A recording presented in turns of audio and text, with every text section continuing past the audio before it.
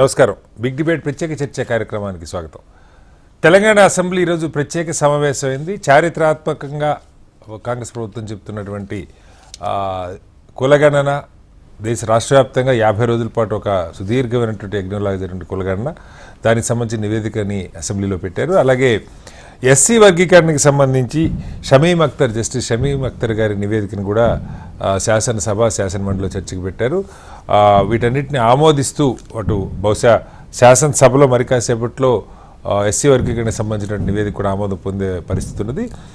కేంద్ర ప్రభుత్వానికి ఒక నివేదిక ఇవ్వాలి. అలాగే పార్లమెంట్ సెషన్స్ ఎలాగో జరుగుతున్నాయి కాబట్టి ఈలోగానే బీసీల రిజర్వేషన్ పెంపుకి సంబంధించి కేంద్రం ఒక చట్టం చేయడంతో పాటు 9వ షెడ్యూల్లో దీన్ని చేర్చాలన్నటువంటి ప్రపోజల్ కూడా ప్రభుత్వం పెడుతుంది. అలాగే బీసీ రిజర్వేషన్కి సంబంధించి భూసాని కమిటీ కమిషన్ నివేదికని కూడా చర్చించే అవకాశం ఉంది. మొత్తంగా ప్రభుత్వం చేసినటువంటి కసరత్తుని ప్రతిపక్షాలు ఎందుకు విమర్శిస్తూ ఉన్నాయి, దీనిలో లోటుపాట్లు ఏమైనా ఉన్నాయా, ఇది కేవలం స్థానిక సంస్థల ఎన్నికల కోసం చేసినట్టుగా ప్రతిపక్ష పార్టీలు చేస్తున్న ఆరోపణలు నిజమంత దాని మీద వాళ్ళు బిగ్ డిబేట్లో చర్చను చేపట్టాం. చర్చలో మనతో పాటు గొసల శ్రీనివాస్ యాదవ్ గారు బీఆర్ఎస్ పార్టీ సీనియర్ నాయకులు మనతో ఉన్నారు. అలాగే కిషోర్ పూరెడ్డి గారు భారతీయ జనతా పార్టీ నాయకులు కూడా మనతో ఉన్నారు. మరి కాసేపట్లో దాసు సురేష్ గారు బీసీ రాజ్యాధికార సమితి వ్యవస్థాపక అధ్యక్షులు వారు మనతో జాయిన్ అవుతారు. అలాగే గౌరీ సతీష్ గారు కాంగ్రెస్ పార్టీ నాయకులు కూడా మనతో జాయిన్ అవుతారు. ముందుగా శ్రీనివాస్ యాదవ్ గారు నమస్కారం. నమస్తే అండి. ఒక బీసీ పెట్టిగా అనేక సందర్భాల్లో మీరు కూడా మన డిబేట్ లోనే గొర్రెలకి లెక్కలున్నాయి, బర్రెలకి లెక్కలున్నాయి, మాకే లేవని చెప్పి అన్నారు.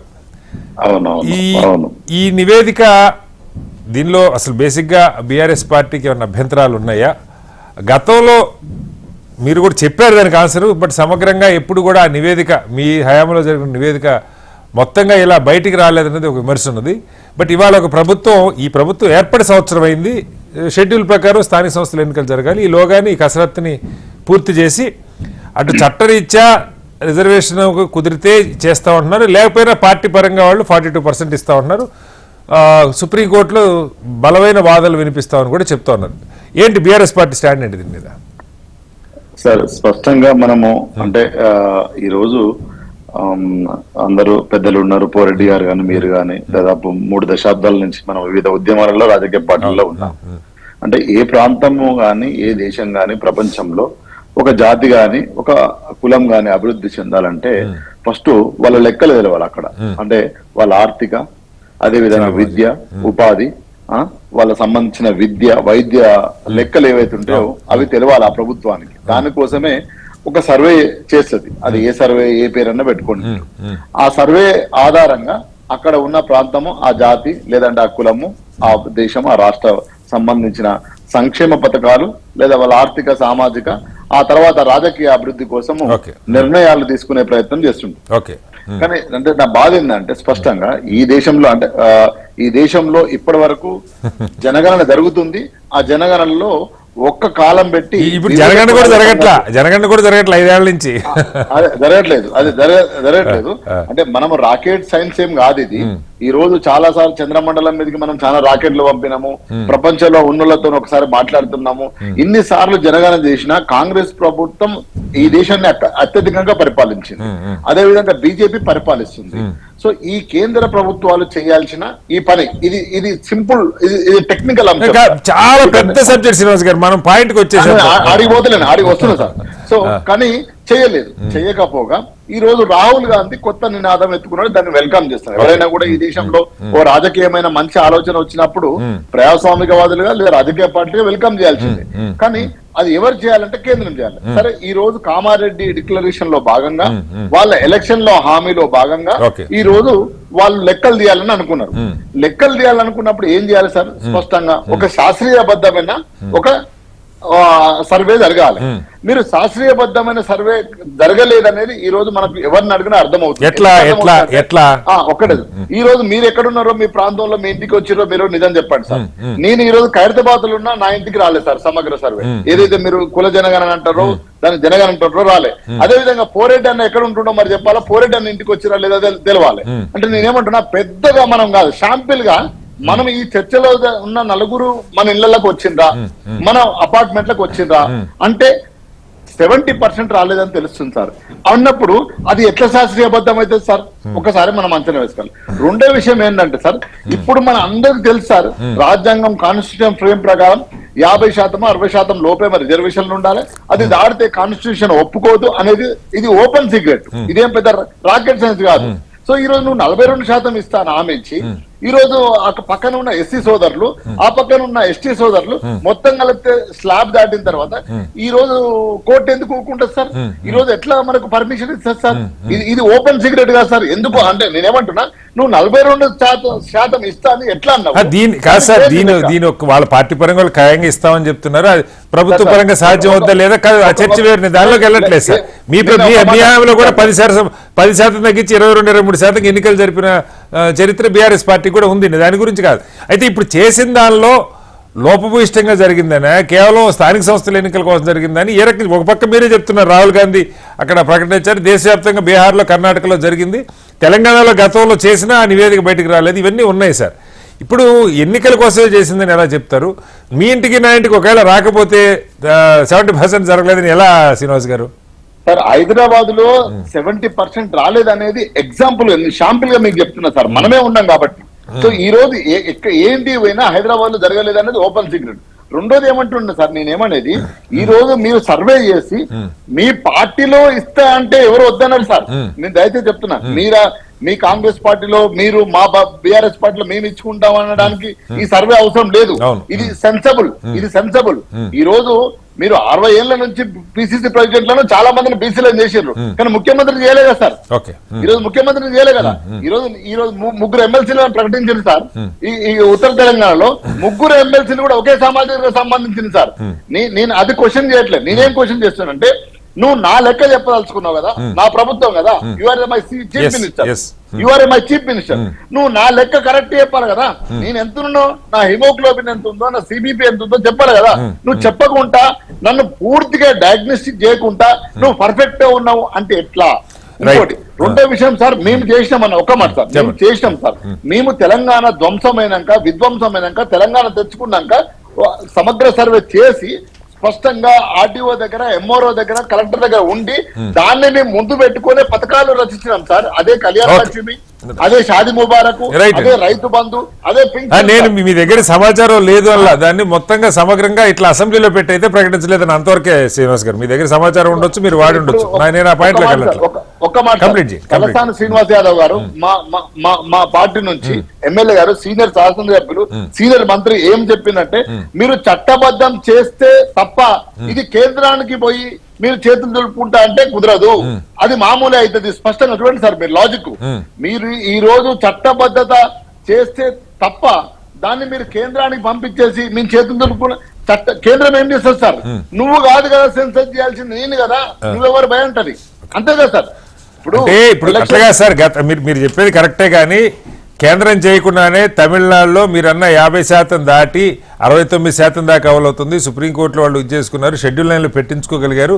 దానికి గతంలో కూడా జరగనిది చాలా మంది చెప్పేదంటే, శాస్త్రీయబద్ధంగా ఒక కమిషన్ ద్వారా నియమం జరిగి ఆ కులగండ జరగాలని చెప్పి చెప్తా ఉన్నారు. ఇవాళ మొత్తం కులగండ, ఒక బీసీల దగ్గర కూడా అందరి కులగండ ఒక సైంటిఫిక్ పద్ధతిలో చేసామని ప్రభుత్వం చెప్తుంది. శ్రీనివాస్ గారు, మళ్ళీ వస్తాం మీ దగ్గరికి ఒకసారి. నేను ఒక్కటే మాట సార్, దాన్ని చట్టబద్ధం చేస్తే రేపు వచ్చే ప్రభుత్వం ఏదైనా అది దాన్ని పట్టుకొని ముందుకు పోవడానికి అవకాశం. అంటే ఇవాళ అసెంబ్లీలో పెట్టినప్పుడు ఆ లెక్కలు అది చట్టబద్ధం కాదా సార్? చట్టం చేయాలి కదా సార్. మీరు చట్టం అంటలేరు, మీరు ఏమంటారు? తీర్మానం చేస్తున్నారు.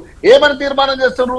మేము కేంద్రానికి పంపిస్తున్నామని తీర్మానం చేస్తున్నారు. కేంద్రం ఏమంటే సార్, సింపుల్ అది సార్, ఒక్కటే మాట ప్లీజ్ సార్. కేంద్రం ఏమంటది, అది నువ్వు కాదు కదా చేయాల్సింది, నా పని కదా, ఎందుకు చేస్తావు అంటే చేసుకో. మళ్ళీ వస్తాను మీ దగ్గరికి వస్తాను. పోరెడ్డి గారు, దీని మీద జాతీయ స్థాయిలోనేమో మీరు కులగణన చేయరు, జనగణన చేయరు. నిన్నటి బడ్జెట్లో కూడా దానికి నామమాత్రం కేటాయింపులు. ఇవాళ అసెంబ్లీలో మాత్రం బీసీలకు అన్యాయం జరిగిపోయింది, బీసీల సంఖ్య అది కాదు ఇంకా ఎక్కువ ఉంది, మార్కెట్లో ఉన్న అంకెలకి దీనికి తక్కువ ఉందని చెప్తారు. దీన్ని అంటే నాటుగా చెప్పాలంటే అమ్మ పెట్టదు అడక్క తినదు అన్నట్టుగా మీరు చేస్తే గొడవ కాదు, మీరు చేయట్లేదు. ఒక రాష్ట్ర ప్రభుత్వం చేసిన దాన్ని అంగీకరించడానికి సిద్ధంగా లేరు. బయట లెక్కలకి ఇది మ్యాచ్ కావట్లేదు అంటారు. ఎలా పరిష్కారం ఏంటి కిషోర్ గారు? ముందుగా శ్రీనివాస్ గారు మీకు, అట్లాగే శ్రీనివాస్ యాదవ్ గారికి గౌరీ సతీష్ గారికి, దాస్ సురేష్ గారికి, మన హెచ్ఎంటీవీ ప్రేక్షకులందరికీ నమస్కారం. చెప్పండి. ఇప్పుడు మేము చెయ్యము, అమ్మ పెట్టదు పెట్టనివ్వదు అన్నారు. మేము బీసీ ప్రధానమంత్రినే చేశాం సార్. ఏ సక్సెస్ గురించి అడుగుతున్నాను సార్, ప్రధాని గురించి కాదు. చెప్పండి. ఆ పాయింట్ కూడా వస్తాను. ఆ పాయింట్ వస్తాను. 27 క్యాబినెట్, ఇది కౌన్సిల్ ఆఫ్ మినిస్టర్స్ లో 27 మినిస్టర్లను చేశాం సార్ కేంద్రంలో. మన రాష్ట్రంలో నుంచి 2 గవర్నర్లు ఉంటే 1 గవర్నర్ని చేశాం సార్. మన రాష్ట్రం నుంచి, మన రాష్ట్రంలో మాకు ఎమ్మెల్యేలు లేకపోయినా ఒక రాజ్యసభకి పంపించిన దాంట్లో 100% ఒకరు పంపిస్తే ఒకరు డాక్టర్ లక్ష్మణ్ గారినే పంపించాం సార్. దాని తర్వాత మా ఎంపీలు చూడండి సార్, నేను అడిగిన క్వశ్చన్ వేరు, మీరు చేస్తున్న ఆన్సర్ వేరు. తెలియంది కాదు, నేను పార్టీల పరంగా ఏం చేశాను చర్చ కాదు సార్. వస్తాను సార్. మీరు మరి లేదు, నేను పార్టీ పరంగా ఎవరేం చేశారు అది వేరే చర్చ. మీరు ఇంటరోగేషన్ కాదు కదా సార్, ఇది చర్చ. చర్చలో ఒక 2 నిమిషాలు పడుతుంది సార్. దానికి మనదేముంది, ఇప్పుడు ఎస్ ఆర్ నో ఆన్సర్ చేయండి, ఇది ఇంటరోగేషన్ అన్న టైప్ లో కాదు కదా, పోలీస్ ఇంటరోగేషన్. నేను ఎస్ ఆర్ నో అంటే అమ్మ పెట్టే అమ్మ ఎవరో తెలుసు, మాటలు చెప్పే అమ్మ. ఇప్పటి వరకు కాంగ్రెస్ వారు ఏమంటున్నారంటే, మేము ఈ కులగడను చెయ్యకనే మాకు తెలియలేదు, ఇంతమంది ఉన్నారని తెలియకనే మేము మండల్ కమిషన్ అపోజ్ చేశాము, అసలు ఒక్క బీసీని కూడా ముఖ్యమంత్రిని చేయలేదు, 50-60 సంవత్సరాలు మీరు పరిపాలించిన ఈ రాష్ట్రాన్ని ఒక్క బీసీని కూడా ముఖ్యమంత్రిని చెయ్యండి, మాకు ఈ లెక్కలు తెలవకనే ఈ రోజు మేము లెక్కలు తెలుసుకుందాం అన్నారు. ఒక్క విషయం, అమ్మ పెట్టేది ఏందో చూద్దాం. ఇప్పుడు ఈ రోజు లెక్కలు తెలుసుకున్నారు కదా, మరి ఇప్పటివరకు ఒక బీసీ ముఖ్యమంత్రిని చేయలేదు కదా, ఈ రోజు ఏమైనా ముఖ్యమంత్రిని మారబోతున్నారా? ఒకటి ప్రశ్న. రెండవది, ఇప్పుడే శ్రీనివాస్ యాదవ్ గారు చెప్తున్నారు ఎమ్మెల్సీ క్యాండిడేట్స్, నేను ఇంకా న్యూస్ చూడలేదు, ఎవరికి ఇచ్చారన్నారు శ్రీనివాస్ యాదవ్ గారు? 3 ఒకటే, మరి వారి పేర్లేంటో నాకు తెలియదు. నరేందర్ రెడ్డి గారు ఉన్నట్టున్నారేమో, ఒకే సామాజిక వర్గం ఉన్నారు అని పాయింట్. అది కాదు, అది కాదండి.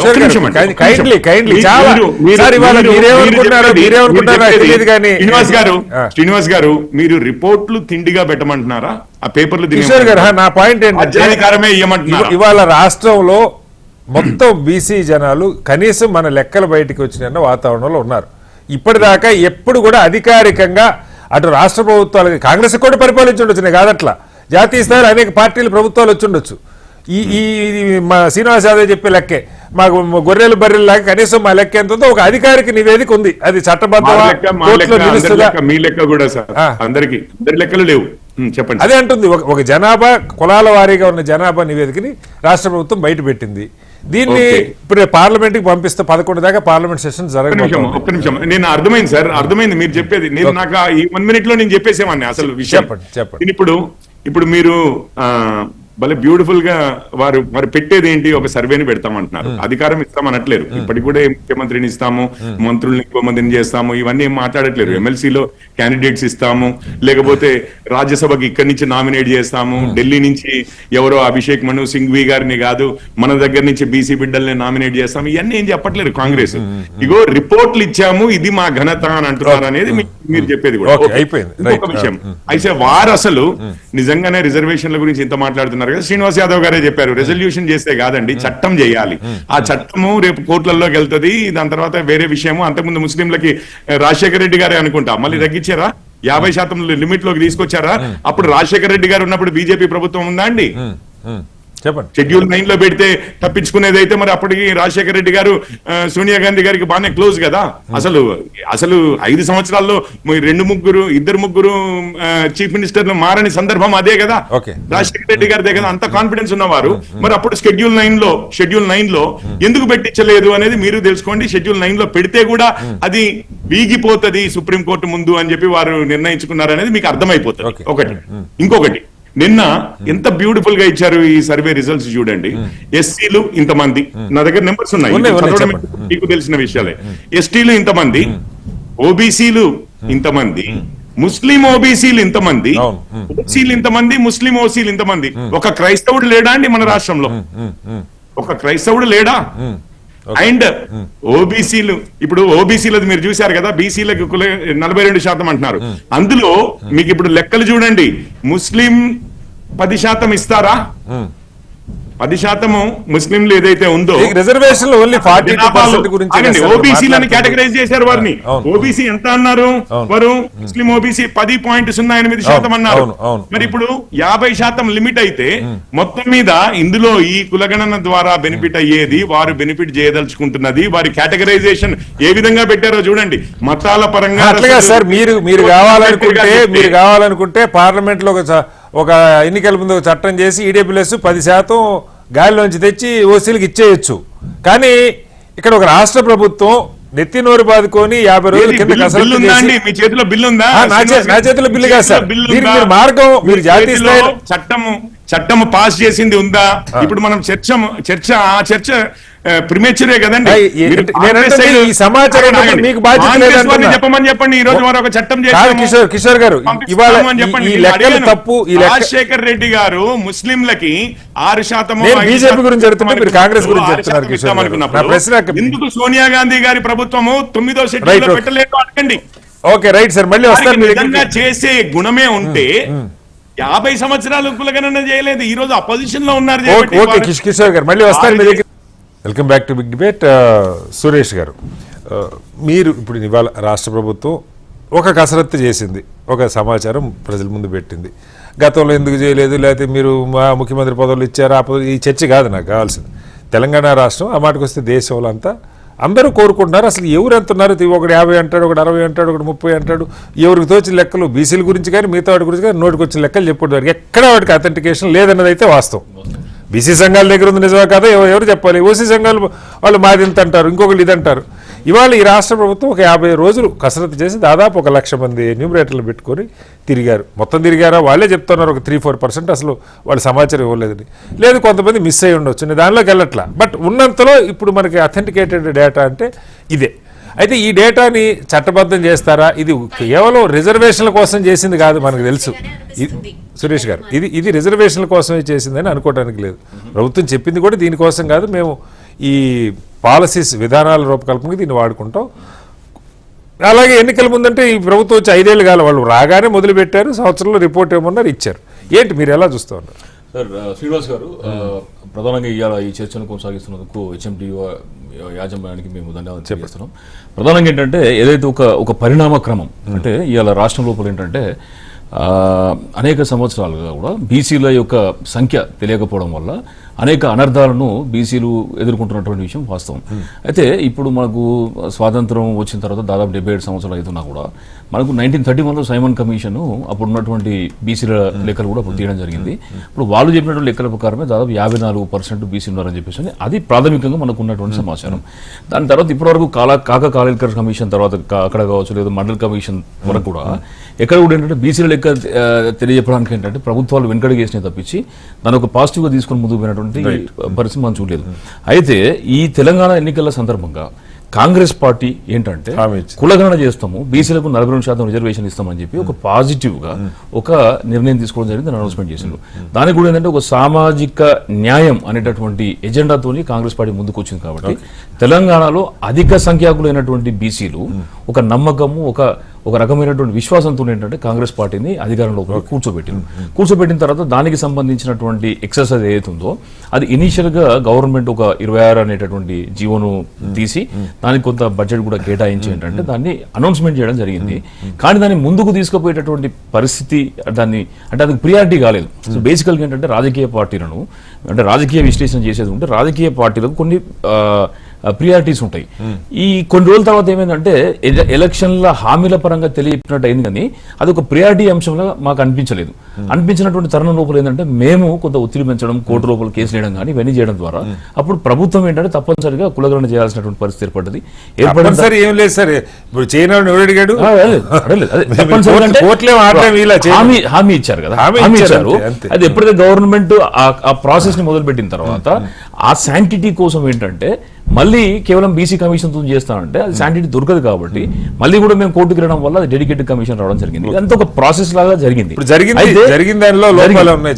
లోపాలంటే తప్పకుండా ఏంటంటే ఇప్పుడు మనకు ఓబీసీ పాపులేషన్ అంటే బీసీలకు సంబంధించినటువంటి జనాభా లెక్కలు దాదాపు ఇక్కడ 5% మేరకు తగ్గినట్టు మనకు చాలా స్పష్టంగా ఎట్లా దేని ఆధారంగా చెప్తారు ఇప్పుడు మీరు 2014 సర్వే ఏదైతే ఉందో ఏ సర్వే సమగ్ర కులగణన అనేటటువంటి బయటకు సర్వేని వచ్చిందా? మీ దగ్గర నివేదిక ఉందా? నేను ఏమంటున్నాను సార్ ఇప్పుడు మీకు కాదు, మీ దగ్గర నివేదిక ఉందా? రాష్ట్ర వ్యాప్తంగా నివేదిక. నేను శ్రీనివాస్ గారిని దాదాపు 10 సార్లు అడిగా, శ్రీనివాస్ యాదవ్ గారిని. సార్ నేను ఆయన ఆర్డీఓ ఆఫీసులు ఉంటుంది, ఎంఆర్ ఆఫీసులు ఉంటుంది, తీసుకోండి అంటారు. చెప్పండి.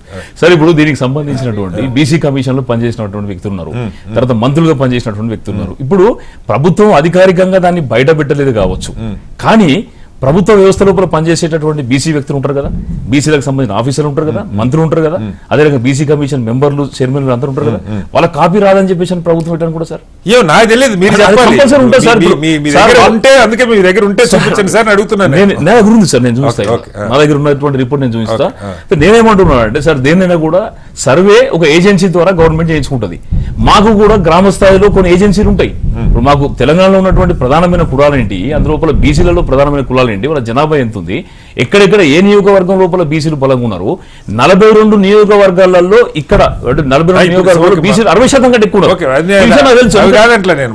అంటే ఇది సరే ఉంది. మీ అంచనా మీకు ఉండొచ్చు, లేదా మీ డేటా అంటే సార్ నేను ఏమంటున్నాను సార్, డేటా రైట్ సార్, ఇప్పుడు మా అంచనా మాకున్నా కూడా ఈ ప్రభుత్వము నిర్వహించినటువంటి కులగణన ద్వారా కొంత నిర్ధారణ జరిగింది అని మేము ఎగ్జాక్ట్లీ అది కావాల్సింది. రైట్. ఇంకోటి ఏంటంటే అధికారికంగా దాన్ని ప్రకటించడం జరిగింది. ఇప్పుడు నేను చెప్పొచ్చు, మీరు చెప్పొచ్చు, సార్ చెప్పొచ్చు, కానీ ప్రభుత్వం చెప్పేది ఉంటే దానికి ఒక శాంటిటీ అనేది, ఒక బేస్ అనేది ఉంటుంది.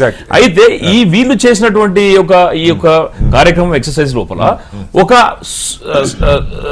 సరాసరి లేకపోతే సుమారు అంటే అంచనాలకు తగినటువంటి సమాచారమే వచ్చింది తప్పించి ఖచ్చితమైన సమాచారం రాలేదని చెప్పేసి మీ ఆరోపణ కొంత శాతం ఇంకా ఎక్కువ ఉంటారు, కానీ అది రిఫ్లెక్ట్ అంటారు. దీన్ని ఏ రకంగా మేము చెప్తున్నాం అంటే, వాస్తవానికి కూడా ఈ బీసీల యొక్క జనాభా అనేది దాదాపు 53 నుంచి 54% తెలంగాణలో ఉండేటటువంటి అవకాశం ఉంది, ఇది ముస్లింస్ కాకుండా.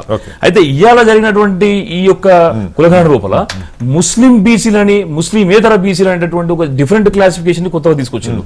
రెండో విషయం ఏంటంటే, సరే ఇప్పుడు బీసీలను కూడా ముస్లింస్ కూడా బీసీలలో కలపడం జరిగింది రాజశేఖర రెడ్డి గారి హయాం లోపల. వాళ్ళకు కూడా ఏంటంటే బీసీఈ అనే కేటగిరీలో తప్పలేదు. ఎందుకంటే సార్ ఈ సమాజం యొక్క మూలం ఏంటంటే హిందువు కాబట్టి, తర్వాత కొంత దండయాత్రలు చేసినటువంటి క్రమం లోపల ఏంటంటే కొంతమంది ముస్లింగా మారిలో వాళ్ళకు కూడా డిఎన్ఏ బీసీలో ఉంటుంది కాబట్టి మేము దాన్ని ఆక్షేపం చేయట్లేదు. అయితే విషయం ఏంటంటే, ఇక్కడ ఏదైతే మిస్ అయినటువంటి 5% ఆఫ్ బీసీ పాపులేషన్ అనేది ఓసీ పాపులేషన్ కి యాడ్ అయినట్టు చాలా స్పష్టంగా ఉపడుతుంది. 7.8% ఉన్నటువంటి ఓసీల జనాభాను 12.78%గా దాన్ని చూపించడం జరుగుతుంది. అంటే దాదాపు 5% జనాభాని, అంటే ఓసీ జనాభాని పెంచి బీసీ జనాభాని తగ్గించడం స్పష్టంగా. దీనికి ఇప్పుడు ప్రభుత్వం ఒక సమాచారం అధికారికంగా బయటపెట్టింది. మీరు చెప్పేది 5 నుంచి 10% తగ్గింది, వాస్తవంగా 5% అనుకుందాం, షూర్గా తగ్గింది అనుకోవాలి. అంటే అలా నాకు ఏంటంటే సార్ 4% ఇంకా లెక్కించలేదు కాబట్టి అక్కడ మాకు కొంత కలిసి ఉండొచ్చు. బట్ దీనికన్నా మోర్ అథెంటికేటెడ్ డేటా రావాలంటే మీరు నేను చెప్తే వస్తుందా, కేంద్ర ప్రభుత్వం చేస్తే వస్తుందా? నేనేమంటున్నాను దీనికి సార్, నేనేమంటున్నాను అంటే శతకోటి దరిద్రాల గడ్డ 100 కోటి రూపాయలు ఉంటాయి సార్. ఇప్పుడు ఈ సమస్యను పరిష్కారం చేయడానికి సార్ నేనేమంటున్నాను అంటే, ప్రభుత్వం చేయాల్సిన పని ఏంటంటే 2014లో తెలంగాణ అప్పుడు కేసీఆర్ హయాం లోపల చేసినటువంటి సర్వే వివరాలను అధికారికంగా ఫస్ట్ బయట పెట్టాలి. రెండోది ఏంటంటే, ఇప్పుడు వీళ్ళు ఇచ్చినటువంటి రిపోర్ట్ లో కూడా బీసీలు ఇంతమంది ఉన్నారని అంటున్నారు, కానీ బీసీలలో బైఫర్కేషన్ ఉన్నది, దాదాపు 134 కులాలు ఉన్నాయి కాబట్టి వాళ్ళ వివరాలను కూడా బయటకు తీసుకొస్తే టాలీ అవ్వడానికి, లేకపోతే ఏంటంటే అంచనా వేసుకోవడానికి అనుకూలంగా ఉంటుంది. సార్ ఇంకొక విషయం సార్, దీనికి ఏంటంటే కేంద్ర ప్రభుత్వం మీద బాధ్యత ఇప్పుడు ఎక్కువ ఉంటుంది సార్. ఎందుకంటే కేంద్ర ప్రభుత్వము ఇప్పటి వరకు అంటే ఒక బీసీ ప్రధానిగా చెప్పుకుంటున్నటువంటి నరేంద్ర మోడీ గారు ఒక బాధ్యతగా తీసుకుంది ఏంటంటే, దీన్ని దేశ జనాభా బరాబర్ చేసే సమస్య లేదు చెప్తానే ఉన్నారు. మీకు దానిలో నేను ఏమంటున్నా, వాళ్ళు మాట మార్చారు. మీరు హిందువుల్ని ముక్కలు చేస్తున్నారు, నడుస్తుంది కదా హిందువులు ముక్కలు చేయడం అంటే ఈ రకంగా హిందువులు ముక్కలు కాదు. ఇప్పుడు మాత్రం వస్తారు, మళ్ళీ వస్తారు. సతీష్ గారు మీరు విన్నారు ఇవాళ పెట్టిన దానిలో. ఇప్పుడు సతీష్ గారు మన సురేష్ గారు చెప్తున్నది 2 పాయింట్లు. ఒకటి, గతంలో చేసిన బీఆర్ఎస్ అప్పటి టీఆర్ఎస్ ప్రభుత్వం చేసిన సమాచారం ఉన్నది, వాళ్ళు బయట పెట్టలేదు, కారణాలు ఏంటో దాన్ని ఈ ప్రభుత్వం బయట పెడితే బాగుంటుంది అన్నది ఒకటి. 2, ఈ ముస్లిం బీసీలని మెన్షన్ చేయటం, ఇందాక అసెంబ్లీలో కూడా కొంత దాని మీద చర్చ జరిగింది. అది మతపరంగా రిజర్వేషన్ లేవు అన్నది అంటే రిజర్వేషన్ల పాయింట్ వరకు వస్తుంది, మిగతా పాలసీస్కి అక్కడ అభ్యంతరం ఉండకపోవచ్చు. కానీ కులాల వారీగా వృత్తుల వారీగా దాన్ని బట్టి బీసీలది గతంలో రాజశేఖర రెడ్డి గారినప్పుడు కూడా జరిగింది. అంతిమంగా ఇప్పుడు వీటిని ఏమన్నా ఎట్లా మీరు దీన్ని ఏ రకం ముందుకు తీసుకెళ్ళిపోతా ఉన్నారు అది కూడా చెప్పండి. ముందుగా చర్చల్లో పాల్గొన్నటువంటి శ్రీనివాస్ గారికి, కిషోర్ గారికి, మీకు, అదే రకంగా సురేష్ గారికి, హెచ్ఎంటీవీ ప్రేక్షకులందరూ కూడా నమస్కారాలు తెలియజేస్తూ, ముందుగా ఇంతటి సాహసోపేతమైనటువంటి నిర్ణయం తీసుకున్నందుకు అభినందించవలసినటువంటి ప్రతిపక్ష పార్టీలు అందులో గుడ్డు మీద ఈకలు వీకే ప్రయత్నం చేయడం అనేది చాలా దురదృష్టకరం. ఎందుకంటే ఇందాక మనం మాట్లాడుకున్నట్టుగా తెలంగాణ రాష్ట్రం వచ్చిన తర్వాత ఇక్కడ ఉన్నటువంటి జనాభా ఎంత, ఇక్కడ ఉన్నటువంటి బీసీలు ఎంతమంది, ఎస్సీలు ఎంతమంది, ఎస్టీలు ఎంతమంది, మైనార్టీలు ఎంతమంది అని తెలుసుకోవాల్సిన బాధ్యత ప్రభుత్వం మీద ఉండే. కానీ ఆ ఒక్కరోజు చేసినటువంటి సర్వే 12 గంటల వ్యవధిలో దేశంలో ఉన్నటువంటి తెలంగాణ ప్రజలంతా రావాలి, ఖచ్చితంగా డేటా ఇవ్వాలని చెప్పి కోట్ల రూపాయలు ఖర్చు పెట్టి తెలంగాణ ఏ మూలలో ఉన్నటువంటి వారందరిని కూడా పిలిపించి ఎవరైతే అధికారికంగా అటెండర్ నుంచి ఐఏఎస్ ఆఫీసర్ వరకు అందరిని అలర్ట్ చేసి సర్వే చేపించి కనీసం 9.5 సంవత్సరాలు పరిపాలన చేసినటువంటి పెద్దలు ఆ డేటాను ఇప్పటి వరకు సమాజానికి చెప్పకపోవడం, అథెంటిక్ గా 9.5 సంవత్సరాలు అసెంబ్లీలో ఎన్నిసార్లు చర్చ జరిగినా కూడా ప్రవేశపెట్టకపోవడం చాలా దురదృష్టకరం. కానీ ఎక్కడైతే సంక్షేమ పథకాలు ప్రవేశపెట్టడంలో కానీ, ఏదైతే రాజ్యాధికారం కోసం ఇలాంటి వ్యవస్థ కోసం ప్రయత్నం చేస్తున్నటువంటి సంఘాలు ఏవైతే ఉన్నాయో ఆ సంఘాలకు కూడా అథెంటికేషన్ డేటా ఉన్నప్పుడైతే మాత్రమే వారికి రావాల్సినటువంటి రాజ్యాధికారం కానీ, వారికి రావాల్సినటువంటి సంక్షేమ ఫలాలు కానీ అందించడానికి ప్రభుత్వం అవకాశం ఉంటుందనేది ఆ ఉద్దేశంతో ఈ సర్వే చేసి తెలంగాణ రాష్ట్రంలో 42% కామారెడ్డిలో మేం ప్రవేశపెట్టినటువంటి తీర్మానం ఏదైతే ఉందో సిద్ధరామయ్య గారి ఆధ్వర్యంలో ఖచ్చితంగా మేము కులగన్న చేస్తాం. తెలంగాణ రాష్ట్రంలో ఉన్నటువంటి బీసీలను కానీ, ఎస్సీలను కానీ, ఓసీలను కానీ, మైనార్టీలు కానీ ఎంతమంది ఉన్నారో ఈ ప్రభుత్వానికి బాధ్యత ఉంది, ఈ సమాజానికి చెప్పాల్సిన బాధ్యత ఉందనే ఉద్దేశంతో దాన్ని సర్వే మీరు పెట్టారు. కానీ ఇక్కడ 2 ప్రశ్నలు. ఒకటి, ఇందాక నుంచి మన కిషోర్ గారు కూడా అడిగింది, దీనికి ఒక తీర్మాన రూపంలో పెడితే ఉపయోగం ఉంది, చట్టబద్ధత కల్పించడానికి అవకాశం ఉందా? నంబర్ 1. నంబర్ 2, మీరు 42% సీట్లు ఇస్తారు సరే, మిగతా వాళ్ళు ఇస్తారని గ్యారంటీ ఉంది, లేకపోతే మీరు ఇచ్చిన గెలిచే స్థానాలు లేదా మొత్తం పోయే స్థానాలు ఇచ్చిన విమర్శ వస్తే ఎలా ఎదుర్కొంటారు? ఇది ఓన్లీ రిజర్వేషన్ కోసం, ఎలక్షన్ కోసం చేసిన కసరత్తు అన్నది విమర్శ. ఒకసారి వాస్తవాన్ని గ్రహించాలి. భారతీయ జనతా పార్టీ కానీ, బీఆర్ఎస్ కానీ రాజకీయాలలో రాజకీయ పార్టీల యొక్క నిర్ణేతలు, ఆ పార్టీ యొక్క అధినేతలు. మరి మా పార్టీ చిత్తశుద్ధి ఉంది కాబట్టి ఒక బీసీ నాయకుడిని మేము అధ్యక్షుని చేసినాం. ఇందాక కిషోర్ గారు చెప్పినట్టుగా మేము రాజ్యసభ సభ్యుని చేసినాం అన్నాడు ఇందాక.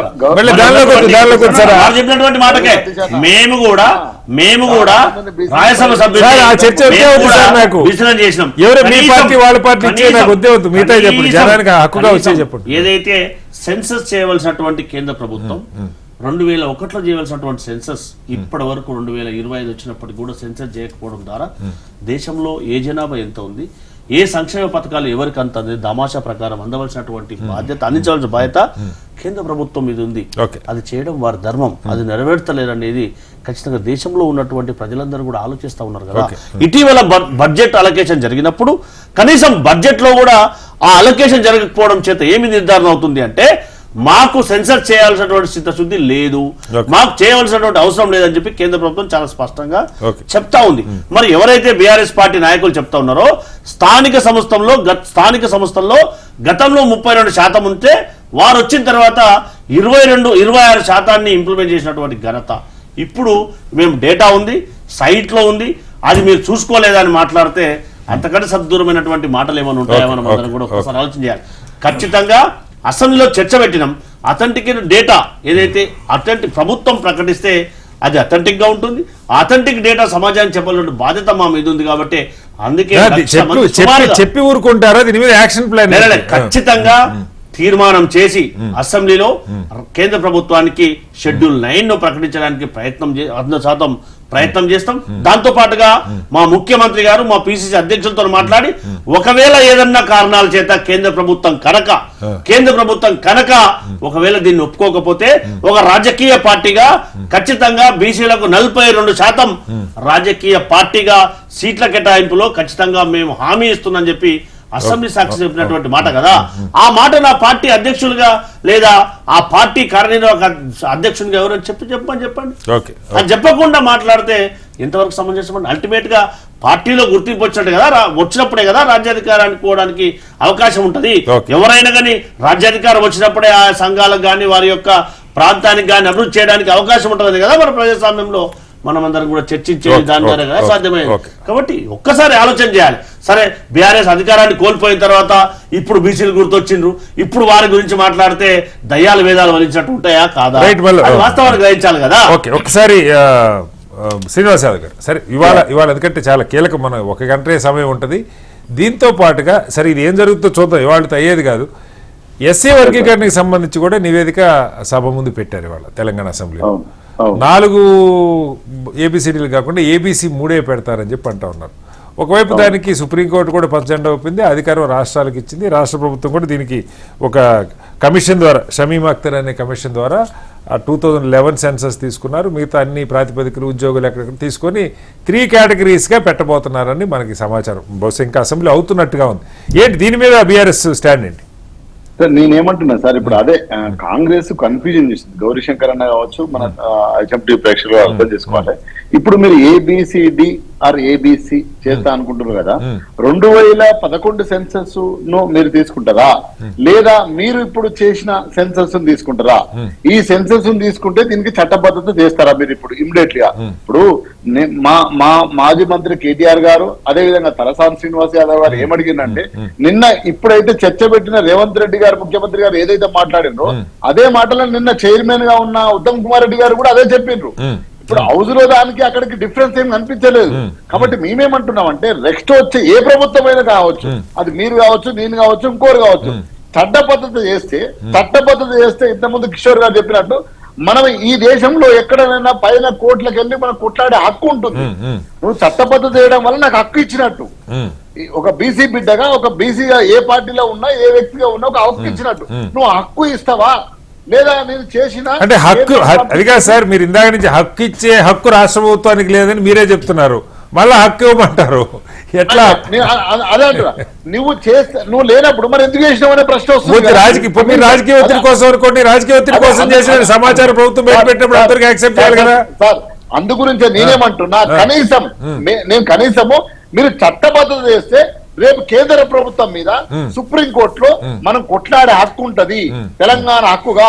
నువ్వు చట్టబద్ధత చేయకపోతే, నువ్వు సర్వే చేస్తే నీ సంక్షేమ పథకాలను పెట్టుకోవడానికి కోసమే అనే పనికి వస్తుంది స్పష్టంగా, అంతకంటే దేని పనికి రాదు. సో కాబట్టి నీ చిత్తశుద్ధి ఏదో కామారెడ్డి డిక్లరేషన్ లో ఇచ్చిన 42, ఇప్పుడు ఒక మౌలిక ప్రశ్న సార్, మీకు తెలియదే ఉంది. ఇప్పుడు 42% బీసీలకు ఇస్తారు, ఎస్సీలకు 17%, ఎస్టీలకు 10%. ఎంత సార్ స్లాబ్ అవుతుంది? ఆల్మోస్ట్ 60% దాటుతుంది. 60% దాటిన తర్వాత ఎట్లా యాక్సెప్ట్ చేస్తారు సార్? ఇప్పుడు ఈ స్టేట్ ఎట్లా యాక్సెప్ట్ చేస్తుంది, చట్టం ఎట్లా యాక్సెప్ట్ చేస్తుంది? ఇది పెద్ద రాకెట్ సైన్స్ సార్ ఇది. అందు గురించి నేనేమంటా, నువ్వు చట్టం చేయి భయ్, నీ నిబద్ధత ఏందో నువ్వు చూపెట్టు. ఇంకోటి గౌరీశంకర్ అన్న, సతీష్ అన్న మాట్లాడి గౌరవిస్తున్నా అన్న. మీ పార్టీలో పిసిసి ప్రెసిడెంట్, మా పార్టీలో ఇది కాదన్నా. మీ పార్టీలో 1947 నుంచి పిసిసి ప్రెసిడెంట్ ఇచ్చిండ్రు. So what? 60 సంవత్సరాలలో ఒక్కసారి ముఖ్యమంత్రి చేయలేదు సార్, వాళ్ళు చేయలేదు, మీరు చేయలేదు, ఎన్ని పంచాయతీ తెలియదు కదా. చెప్పండి, నేను అందు గురించి అటు పోవట్లే. అంటే నేను మా పార్టీలో ఇస్తున్నా, పార్టీ అనేది నీ పార్టీ స్ట్రాటజీలో భాగం. అది ప్రజలు గుర్తిస్తారు. నువ్వు ఎంతవరకు బీసీ దీని మీద డిస్కషన్ ఎలాగో నడపాలి, ఏం జరుగుతుందో చూద్దాం. ఇంకా అసెంబ్లీ సమావేశం కూడా పూర్తి కాలేదు. నేనేమంటున్నా సార్, స్పష్టంగా మీరు అంటే పార్టీ ఒకటి రీసర్వే చేయండి మిస్ అయిన వాళ్ళు, రెండోది చట్టబద్ధత చేయండి. ఈ రోజు ఈ దేశంలో కిషోర్ అన్న ఒప్పుకోవాలి, ఒక ప్రజాస్వామికవాదిగా బీజేపీ పార్టీ ప్రతినిధి ఒప్పుకోకపోతే నేను ఒప్పుకుంటా, కానీ ఒక ప్రజాప్రతినిధి ఒప్పుకోవాలి. ఈ దేశంలో కులం సర్టిఫికేట్ ఇస్తూ సార్, మీరు ఒక పాయింట్ నోట్ చేసుకోవాలి, కులం సర్టిఫికేట్ ఈ దేశంలో ఇస్తూ నా కులాన్ని నువ్వు ఫైండ్ అవుట్ చేయలేదు సార్. రెడ్లలో పేదవాళ్ళు రెడ్లు ఉన్నారు సార్, కూలీ పోయేటోళ్ళు ఉన్నారు, ఆటో డ్రైవర్ ఉన్నారు సార్. రేవంత్ రెడ్డి ఒక మీటింగ్ లో మాట్లాడిండు, మా దగ్గర బల్సిన రెడ్డి వస్తే ఒక దావత్ ఇస్తాం, పేద రెడ్డి వస్తే ఒక దావత్ ఇస్తాం వచ్చినావు. నేనేమంటున్నా అంటే, నువ్వు కులం సర్టిఫికేట్ ఇస్తున్నావు కదా, నా కులం లెక్క చెప్పాల్సిన బాధ్యత ఈ దేశంలో పరిపాలిస్తున్న కాంగ్రెస్ పార్టీ, ఇప్పుడు బీజేపీ పార్టీది. ఇప్పుడు బీజేపీ పార్టీది. ఒక మాట సార్, ఒక కానీ బీజేపీ పార్టీ కిషోర్ అన్న ఒప్పుకోకపోవచ్చు. వాళ్ళు కులగణన చేస్తే డివైడ్ అయిపోతుంది, హిందూ మతంగా ఒక కట్ట కట్టుకొస్తున్నాం, ఈ కట్టలో నుంచి ఎగిరిపోతారనే ఒక పొలిటికల్ స్ట్రాటజీ ఉంది. ఈడబ్ల్యూఎస్ ఇస్తే హిందూ మతం డివైడ్ అయినట్టు కాదా? అదే అంటున్నా, నేను నిలబడేది అది. కాబట్టి Poverty మీద. సైన్స్ ను సైన్స్ గా ఒప్పుకోవాలి. Poverty మీద, పొలిటికల్ సైన్స్ సార్ ఇది పొలిటికల్ సైన్స్, Okay. రాజనీతి శాస్త్రం. Okay, ఈ okay. శాస్త్రాన్ని శాస్త్రంగా ఒప్పుకుంటే మాత్రమే Okay. బీజేపీ నిలబడుతుంది తప్ప Okay. బీజేపీ ఏదో మేము ఎత్తుగడగా ఉంటున్నాం అంటే మాత్రం ఈ దేశంలో ప్రజలు ఈ రాష్ట్రంలో ప్రజలు అక్సెప్ట్ చేయరు. Right, sir. కనీసం ఇప్పటికైనా ఈ రాష్ట్ర ప్రభుత్వం రీసర్వ్ అయ్యాలి, అదే విధంగా శ్రీనివాస్ గారు, ఆ తర్వాత కేంద్రం పంపాలి. Welcome back to big debate. S Kishore గారు, చాలా వరకు సరే ఆంధ్రప్రదేశ్ ఏం చేసింది, కర్ణాటక ఏం చేసింది, బీహార్ ఏం చేసింది, వాళ్ళ రాజకీయాలు ఎన్ని పక్కకు పెట్టి ఈ సమస్యకు ఒక శాశ్వతమైనటువంటి పరిష్కారం మీరు రిజర్వేషన్లు ఇస్తారా లేకపోతే పథకాలకా దేనికైనా సరే ఈ సమాచారం కావాలన్నది ఎస్టాబ్లిష్ అవుతున్నటువంటి అంశం. అది కాంగ్రెస్ మొదలు పెట్టి ఉండొచ్చు, లేదా ఇంకొకటి గతంలో బీఆర్ఎస్ చేసి ఉండొచ్చు, అక్కడ జేడీయూ చేసి ఉండొచ్చు, ఎవరైనా చేసి ఉండేవండి. ఈ అసలు ముందు ఈ సమాచారమే మీరు లేకుండా చేసి ఒక జాతీయ స్థాయిలో ఇది అథెంటిక్ డేటా లేకుండా చేసి ఒకళ్ళొకళ్ళు జుట్టు పట్టుకొని కొట్టుకునేలాగా నేను 50% ఒకళ్ళు అంటే ఇంకొకళ్ళు నువ్వు 40% అనే పరిస్థితి క్రియేట్ చేస్తున్నారు. ఇప్పుడు దీని మీద ఇప్పుడు చర్చ కూడా జరుగుతుంది సార్. రేపు పార్లమెంట్ మొన్న బడ్జెట్ ఇప్పుడు పెట్టారు, దానిలో కూడా ఇందాక కూడా ఎవరు చెప్తా ఉన్నారు సెన్సస్ 4 ఏళ్ల నుంచి వాయిదా పడుతుంది. క్యాష్ సెన్సస్ పక్క పెట్టిన అసలు మామూలు సెన్సస్ కూడా జరగట్లా. ఏంటి క్యాష్ సెన్సస్ చేస్తారా? రాజ్నాథ్ సింగ్ గారి గతంలో స్పష్టంగా పార్లమెంట్ వేదికని చెప్పారని చెప్తా ఉన్నారు. మాట్లాడదాం సార్, చెప్పండి. ముందుగా అయితే మీరే పాయింట్అవుట్ చేశారు, బీహార్ లో చేశారు, కర్ణాటకలో చేశారు. కర్ణాటకలో కాంగ్రెస్ ప్రభుత్వం కూడా బయట పెట్టలేదు, ఇక్కడ పెట్టారు. పెడితే వారి ఎమ్మెల్సీనే డాష్ ఆ రిపోర్ట్ మీద డాష్ పోసి నిప్పంటించాలి అన్నారు. అదే రిపోర్టు ఆధారితమే అనుకుంటాను, మరి ఇంటర్నల్ గా వీరందరికీ ముందే వచ్చిందని చెప్తున్నారు. అదే రిపోర్ట్ ఆధారితంగా అనుకుంటున్నాను. మరి నేను తెలియదు, చెప్పండి. ఒక కులం వాళ్ళు ఇంకో కులం వాళ్ళు డాష్ తాగాలి అన్న రకమైన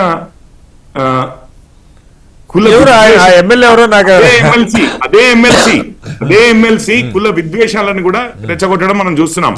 ఒక్క నిమిషం, ఇప్పటి వరకు మనకు తెలియదనేది కాదు. ఇంతకుముందు ఎవరో చెప్పారు, ఐ థింక్ నేను సతీష్ గారు అనుకుంటాను, చెప్పారు. ఏమని చెప్పారు? గౌరీ గారు ఏమని చెప్పారంటే అందరి దగ్గర ఉందండి క్యాస్ట్ డేటా, పొలిటికల్ పార్టీలు అన్నవి. నేను ఒప్పుకోను సార్, అది అందరి దగ్గర ఉంది, తెలియదని కాదంటే I don't agree sir, I don't agree. నేను నా దగ్గర 70% బీసీలు ఉన్నారంటే మీరు ఒప్పుకుంటారా? ఒక్క నిమిషం, నేను ఏమంటున్నానంటే ఈ రోజు ఈ ఆథెంటిక్ డేటా వచ్చింది కదా, మరి కాంగ్రెస్ ఒకవేళ నిజంగానే రిజర్వేషన్స్ ఇది చట్టబద్ధత రాజ్యాంగ బద్ధత ఇవన్నీ క్వశ్చన్స్ ఉన్నాయి కాబట్టి పార్టీలో పెడతామన్నారు. ఇప్పుడు పార్టీలో పెడితే ఓసీలు మంత్రులు ఎంతమంది ఉన్నారు, ఎప్పటికల్లా మీరు మార్చి 15%, 12%, 10% వారిని తగ్గించబోతున్నారు అన్నది నాది ఒకటే ఒక ప్రశ్న. అది సింపుల్ ప్రశ్న, నేను అనుకోవడం ఎవరైనా ఆన్సర్ చేయగలుగుతారు కాంగ్రెస్ తరఫు నుంచి. ఓసీలది 13.31 సార్, 13.31. 18 మందిలో ఇప్పుడు ఉన్న 12 మందిలో 12 అంటే ఇక 144 కాదు. కిషోర్ గారు మీరేమనుకోవద్దు కానీ, కిషోర్ గారు మీరేమనుకోవద్దు కానీ ప్రభుత్వంలో ఓసీలు 2 మినిస్టర్లు ఉండాలి. కిషోర్ గారు సారీ, దశాబ్దాలుగా ఇప్పుడు పార్టీ చేతిలో ఉన్నది నేను అడుగుతున్నాను ఒకటే ప్రశ్న. కిషోర్ గారు ఇది చాలా వితండవాదం. కిషోర్ గారు ఇది వితండవాదం. కిషోర్ గారు పార్టీల పరంగా ఏం చేశారన్నది నా చర్చ కాదని చెప్తున్నా. ఎట్లా అయ్యో చర్చ కాదని మీరు ఎట్లా అంటారు సార్? మీరు చర్చ ఏమంటున్నారు? వారి ఎమ్మెల్సీనే ఈ రిపోర్ట్ ని డాష్ పోసి కాలు పెట్టాలి అని అంటున్నారు. వారి ఎమ్మెల్సీనే ఇప్పటికీ వాదనలు విన్నాము, ఇది కరెక్ట్ ఎందుకు కాదు అంతకుముందు సమగ్ర కుటుంబ సర్వే అంటే అది కూడా బయట అది కాదు. కిషోర్ గారు నా బాధ ఏంటంటే కిషోర్ గారు మీకు తెలుసు పార్టీల పరంగా 40% ప్రభుత్వం చేసింది. రెండింటినీ పెట్టండి. కాంగ్రెస్ ఎమ్మెల్సీయే క్వశ్చన్ చేస్తున్నారు. మీరు కాంగ్రెస్ వారిని అడగాలి సార్, మీ ఎమ్మెల్సీయే దాన్ని కాలబెట్టాలి అంటున్నాడు, అది కూడా ఉట్టిగా కాలబెట్టొద్దట.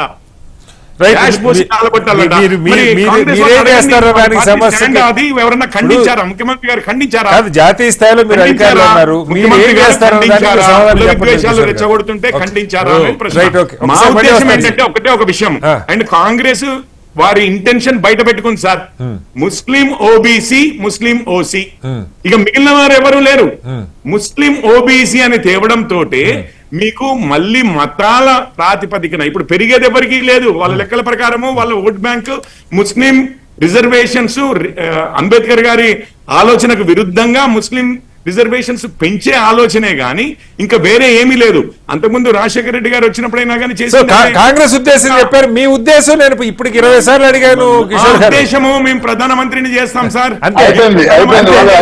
వేరే ఏం లేదు. మేము మనసా కర్మణ ప్రతిరోజు నిరూపిస్తున్నాము ఎవరి వైపు ఉన్నాము అని. అంతేగాని మీరు ఉన్నామని మీరు నిరూపించారు కూడా, కానీ మీరు కింద సమాచారం పనే లేదు సార్. మనకు మనసుంటే రైట్ సార్. బిఆర్ఎస్ వారిని ఒకటే అడుగుతున్నాను, వాళ్ళ ప్రెసిడెంటే గాని వాళ్ళ పార్టీ ప్రెసిడెంటే గాని ముఖ్యమంత్రే గాని సార్ ఇప్పుడు అసలు వేరే కుటుంబం నుంచి ఎవరైనా అవుతారా? వేరే కుటుంబం అసలు ఒక కుటుంబం కాకుండా ఇంకొకరు అవుతారా? Right sir. ఓకే సార్, నాకు చర్చ కాదు. ఒకసారి రాహుల్ గాంధీ గారు, కిషోర్ గారు ఇది పార్టీలో దయచేసి రాజీవ్ గాంధీ గారు, బీసీ సార్, శ్రీనివాస్ గారు, సార్ బీసీ సెంట్రిక్ గా చర్చలు జరగడమే ఇప్పుడు ఒకసారి జరుగుతున్న సందర్భంలో బీసీల ఆకాంక్షలు తెలియజేయకుండా పార్టీల గురించి మాకు ఎందుకు సార్? సురేష్ గారు, నా ప్రశ్న ఏంటంటే సార్ ఇప్పుడు పార్టీల పరంగా ఇచ్చినా కూడా ఇప్పుడు కాంగ్రెస్ 42 సీట్లు ఇస్తానంటారు, లేకపోతే బీఆర్ఎస్ కూడా మేము 50% ఇస్తాం అనొచ్చు, ఇంకొకరు అనొచ్చు.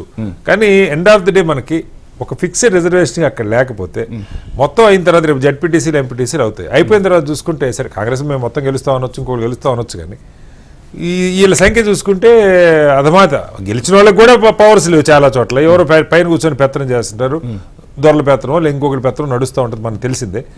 కనీసం దీనికి ఒక 10%, ఇప్పుడు 56% అన్నారు, లేదా 46% కాదు, ఒక 10% ఉన్న గతంలో ఉన్న 33కి ఇంకొక 10% ఉన్న లోకల్ బాడీస్లో పెంచుకోవడానికి ఏర్పాటు కావాలంటే దానికి ఎందుకు కేంద్రం కదలదు? రాష్ట్ర ప్రభుత్వం చేసిన దానికి అక్కడ గుర్తించరు. రేపు లేదంటే కొన్ని రాష్ట్రాలకు ఆల్రెడీ గతంలో ఇచ్చిన వాటిని తిరిగి నిలుపుకోవాలి, షెడ్యూల్ లైన్లో రావాలంటే ఏం జరగాలి? సార్ ఇది ఒక్కసారి మీరు దయచేసి గమనించాల్సిన విషయం ఏంటంటే, ఇప్పుడు మనం దేని గురించి చర్చ చేస్తున్నాం అంటే ఒక ఆబ్జెక్టివ్ ఉంది సార్ మన ముందట. ఆ ఆబ్జెక్టివ్ ఏంటంటే దాదాపు 7-8 దశాబ్దాల నుంచి కూడా ఈ దేశానికి వెన్నుముకైనటువంటి బీసీలకు అన్యాయం జరుగుతుంది కాబట్టి ఆ అన్యాయాన్ని ఎట్లా నివారించాలంటటువంటి ఒక ఆలోచనతో పుట్టిందే ఈ యొక్క కులగణన. ఇంకోటి ఏంటంటే ఇలా రాజకీయ పార్టీలు పోటీ పడడానికి గల కారణం కూడా ఏంటంటే మాలాంటి ఏదైతే సామాజిక కార్యకర్తలు కావచ్చు, లేకపోతే మా వర్గాల పట్ల ప్రేమ ఉన్నటువంటి వ్యక్తులు నిరంతరం 24/7 దీని మీద పనిచేయడం వల్ల ఏంటంటే ఇలా రాజకీయ పార్టీలకు ఒక అనివార్యత ఏర్పడి ఈ విధంగా చేయాల్సినటువంటి పరిస్థితి ఏర్పడతా ఉంది. ఎందుకంటే పార్టీలో ఉన్నటువంటి మా బీసీ సోదరులు ఏంటంటే వాళ్ళు కుల్లాగా ఏంటంటే దాన్ని మాట్లాడేటువంటి పరిస్థితి ఆయా పార్టీలలో లేదు.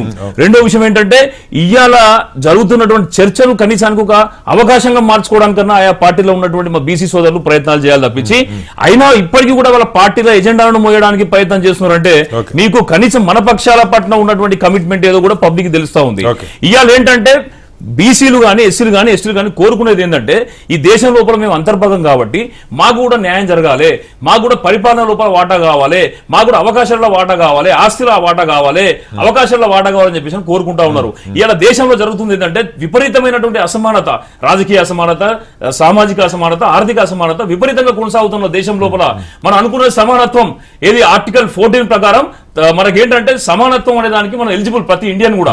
ఇవాళ ఏం జరుగుతుందంటే సమానత్వం అనేది ఎక్కడ ఉన్నది, మా సమాన అవకాశాలు ఎక్కడ ఉన్నాయని చెప్పేసి మన ప్రజలు కోరుకుంటా ఉన్నారు. మరి ఆ విధంగా మనము ప్రభుత్వాల యొక్క బాధ్యత ప్రజలకు అవకాశం ఇవ్వడం. ఇవాళ చేసినటువంటి ప్రాసెస్ కూడా ఏంటంటే దానిని ప్రజలకు సాధ్యం చేయించడానికే ఈ విధంగా ప్రయత్నాలు జరుగుతున్నాయి. అయితే ఇవాళ ఒక పార్టీలు ఎప్పుడు కూడా ఏంటంటే ఈ పార్టీలు పెట్టుబడిదారుల యొక్క చేతుల్లో నేను చెప్తాను పార్టీలు పెట్టుబడిదారుల చేతిలో ఉన్నాయి కాబట్టి, కార్పొరేట్ల చేతిలో ఉన్నాయి కాబట్టి వాళ్ళ ప్రయోజనాల కోసం పనిచేయడానికి వాళ్ళు సిద్ధం ఉండదు తప్పించి ఈ దేశానికి వెన్నుముకైనటువంటి ప్రజలు కావచ్చు, ఓట్లు వేసేటటువంటి ప్రజలకి ప్రయోజనం చేసేటటువంటి విధంగా వాళ్ళు లేరు. మాలాంటి వాళ్ళ పోరాటాల వల్ల ఏంటంటే ఇలా రాజకీయ పార్టీలు కూడా వాళ్ళకి అనుకూలంగా ప్రయత్నాలు చేస్తారు. మీ డిమాండ్ ఇప్పుడు ఒక నివేదిక మీ ముందు ఉన్నది, ఒక ప్రభుత్వం రాష్ట్ర ప్రభుత్వం మీ ముందు పెట్టింది, ఒక ప్రధాన ప్రతిపక్ష పార్టీ ఒకటి ఉన్నది, జాతీయ స్థాయి అధికారంలో ఉన్న పార్టీ ఉంది. ఎవరిని ఏం డిమాండ్ చేస్తున్నారు స్పష్టంగా? సార్ మేము కేంద్ర ప్రభుత్వాన్ని చేస్తున్న డిమాండ్ ఏంటంటే 2018 లోపల రాజ్నాథ్ సింగ్ గారు పార్లమెంట్ వేదికగా చాలా స్పష్టంగా చెప్పిల్లు 2021 సెన్సెస్ జరుగుతుంది, అందులో బీసీ కులాల యొక్క లెక్క మేము తెలుసు అని చెప్పేసి మాట మార్చేసి నెంబర్ 1. నెంబర్ 2 ఏంటంటే ఇప్పటి వరకు కూడా తెలంగాణ లోపల అసలు ఇక్కడ కులగణన జరగకపోవడం అనేది, జరిగినా కూడా గత సర్కారు దాన్ని బహిర్గతం చేయకపోవడం అనేది కూడా చాలా పెద్ద మిస్టేక్. ఇవాళ కాంగ్రెస్ పార్టీ ఏంటంటే 75 సంవత్సరాల నుంచి మెజారిటీ కాలం వాళ్ళ చేతిలో పవర్ పెట్టుకున్నా కూడా కులగణన చేయకపోవడం కానీ, కాళేకర్ కమిషన్ యొక్క రిపోర్ట్ ని ఎగ్జిక్యూట్ చేయకపోవడం కానీ, మండల్ కమిషన్ రిపోర్ట్ కూడా పూర్తిగా చేయకపోవడం కానీ వాళ్ళ తరఫున తప్పే. కానీ ఇవాళ వాళ్ళు ఏంటంటే ఒక రకమైనటువంటి రిగ్రెట్ కి వచ్చేసి వాళ్ళు కొత్త అంటే ఒక మార్పు అనేది వాళ్ళ లోపల వచ్చి వాళ్ళు ఏదో ఒక ప్రయత్నం చేస్తా ఉన్నారు. అది మాకు అక్యురేట్ గా దొరికిందా అంటే దొరకలేదు లేదని మేమే చెప్తున్నాం. Okay, accurate అందులో దొరకకపోవచ్చు. 4% ఇన్ఫర్మేషన్ Right, లేదు. right. మిగతా వచ్చినటువంటి డేటా లోపల 5% స్టాండర్డ్ డీవియేషన్ ఉన్నది. Right, okay. ఆ డీవియేషన్ కాస్త బీసీల యొక్క 5% జనాభా ఓసీలలో కలపడం వల్ల మాకు అభ్యంతరాలు Right, ఉన్నాయి. okay. దాన్ని మాకు తెలుసు. ఎందుకంటే మేము ఏమనుకుంటాం అంటే సార్ ఇవాళ ఎవరో ఒకరు ఏంటంటే అగ్లీగా సో మాట్లాడినంత ఇప్పుడు మాత్రాన మాకు ఆపాదించొద్దు దయచేసి. కేంద్రాన్ని మీరు డిమాండ్ చేసేది రేపు జరగబోయే సెన్సస్ జరగాలి, దానిలో పెట్టాలి. బాధ్యత సార్ నేను ఒకటే విషయం చెప్తున్నాను సార్, నిజంగానే కనుక ప్రధానమంత్రి మోడీ కనుక ఒక బీసీ బిడ్డ అయ్యేది ఉంటే బీసీలకు జరుగుతున్న అన్యాయం పట్ల ఆయనకు బాధ్యత లేదా, నైతిక బాధ్యత లేదా? వాళ్ళ అన్యాయం జరుగుతా ఉంటే వాళ్ళకు అవకాశాలు కల్పించాల్సిన బాధ్యత ఆయనకు లేదా? Right. నేను స్వయంగా కలిసి మరీ చెప్పాను. నేను Okay, okay. మీరు కనీసం 27% రిజర్వేషన్ అన్నా మీరు పాలిటిక్స్ లో అంటే Right, right. లెజిస్లేచర్ ఇవ్వమని చెప్పి అడిగాం మేము. Okay, okay, sir. కానీ వాళ్ళు ఇవ్వడానికి సిద్ధంగా లేరే. సతీష్ గారు ఫైట్ చేస్తున్నారా అండి? ఎవరు అవకాశాలు కల్పిస్తున్నారో వాళ్ళ వైపు ఒక్క నిమిషం మాట్లాడలేదు. Right sir. వాళ్ళ వైపు ఒక్క నిమిషం మాట్లాడలేదు. ఏ అవకాశాలు పార్టీ రైట్ సార్, ఇది- ఇప్పుడు కిషోర్ గారు అవకాశాలు ఏ విధంగా చేసిందో, సార్, మీరు అవకాశాలు ఏ విధంగా మాట్లాడారు మీరు? మీకు ఒక విషయం తెలుసా? మీకు ఒక విషయం తెలుసా? జ్యుడిషియరీలో వాళ్ళని క్షమించాలి. జ్యుడిషియరీలో వాళ్ళు 70 ఓబీసీలో సంవత్సరాలు సార్, జైలులో ఇది పోయినా ఇది కానీ ఇద్దరు మధ్య వాదన కాదు సార్. ఒకసారి ఇద్దరు ఎగ్జిక్యూటివ్ వ్యవస్థ లోపల ఓబీసీల యొక్క మీరు నిజంగానే కిషోర్ గారు, కిషోర్ గారు. నేషనల్ కమిటీ లోపల బీసీల సంఖ్య ఎంత? కిషోర్ గారు, మీరు ఎవరైతే నేను లెక్కలతో సహా చెప్పగలుగుతాను నేను. కిషోర్ గారు, బీజేపీ పార్టీలో కూడా బీజేపీ పార్టీలో కూడా ఓబీసీ నాయకులు తీవ్రమైన అన్యాయం జరుగుతుంది. కిషోర్ గారు. మీరు చెప్పాలి, నేను లెక్కలతో సహా నేను ప్రూవ్ చేస్తాను. నేను ఏమంటున్నా ఒక బీసీ సురేష్ గారు, సతీష్ గారు, ఇప్పుడు ఫైనల్ గా ఇవాళ మీరు ఒక డేటా అయితే పెట్టారు సరే, దానిలో ఎక్కువ తక్కువ ఉన్న వాదనలు ఎప్పుడు ఉంటాయి. ఈ జాతీయ స్థాయిలో రేపు పొద్దున పెట్టినా ఎప్పుడైనా ఉంటాయి. ఏదన్నా కూడా దానిలో 100% యాక్సెప్టెన్స్ అయితే రాదు. కానీ ఒక ప్రయత్నం చేసి ఒక నివేదిక పెట్టారు. ముందుకెళ్ళటంలో కేవలం ఈ రేపు ఒక పార్లమెంట్లో చట్టం చేయలేదు, రాజకీయ ఒత్తిడి కోసం చేస్తున్న ప్రయత్నం జాతీయ స్థాయిలో వాళ్ళతో జరపాలని లేదు, చట్టపరంగా చట్టం చేయటంలో ఉన్న అభ్యంతరాలు ఇబ్బందులు ఏంటి? ఇప్పుడు చట్టం చేయాలని అందరూ డిమాండ్ చేస్తూ ఉన్నారు. చట్టం చేస్తే కోర్టుకు వెళ్తే మరి కొట్టేస్తారు అన్నది, మీకు అధికారంలో చేసే అధికారులు ఏదైనా కొట్టేస్తారేమో నాకు తెలియదు. సో దీన్ని ఏ రకం ఒక విలువైన డేటా మీ ముందున్నది, దాన్ని ఏ రకంగా ముందుకు తీసుకెళ్ళబోతున్నారు? ఏదైతే బీసీలు ఇంకా కొద్దిమంది ఈ ప్రతిపక్ష పార్టీలు రెచ్చగొట్టడం ద్వారా కొద్దిమంది డేటా రాలేదని గనక ఉంటే ఖచ్చితంగా ఉపసంఘం చైర్మన్ గా ఉన్నటువంటి ఉత్తమ్ కుమార్ రెడ్డి గారు శాసనసభ సాక్షిగా చెప్పడం జరిగింది. ఎక్కడైనా అలా మీరు అడ్వైజ్ చేస్తే తప్పకుండా దాన్ని తీసుకుంటామని కూడా సభా సాక్షిగా చెప్పారు కదా. సో మేమేం చెప్తున్నామంటే ఖచ్చితంగా దీన్ని అసెంబ్లీలో చర్చ పెట్టి దాని ఆమోదం తీసుకొని కేంద్ర ప్రభుత్వానికి పంపి చట్టం చేయడానికి శాయశక్తులా ప్రజాప్రభుత్వం ప్రయత్నం అయితే చేస్తుంది. దీనిలో కులాల వారీగా ఉందా అని అడుగుతా ఉన్నారు. అదొక ప్రశ్న. దాంతో పాటుగా అంటున్నారు. మనం ఒకసారి ఆలోచన చేయాలి. మనం ఇక్కడ నలుగురం మాట్లాడిన సందర్భంలో ఎక్కడ కూడా మనం మతం గురించి మాట్లాడలేదు. కానీ గౌరవ పోరెడ్డి కిషోర్ రెడ్డి గారు చాలా స్పష్టంగా మతం గురించి మాట్లాడినటువంటి పార్టీ ఏదంటే నా దగ్గర ఉంటుంది సార్. మతం గురించి రెచ్చగొట్టే విధంగా భావోద్వేగాలతో సతీష్ గారు, మీరు మతం గురించి లేదంటే కరెక్ట్ కాదు.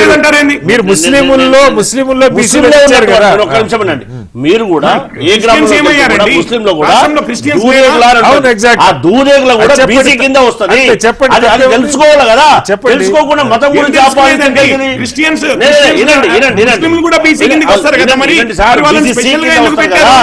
బీసీసీ కింద వస్తారు కదా.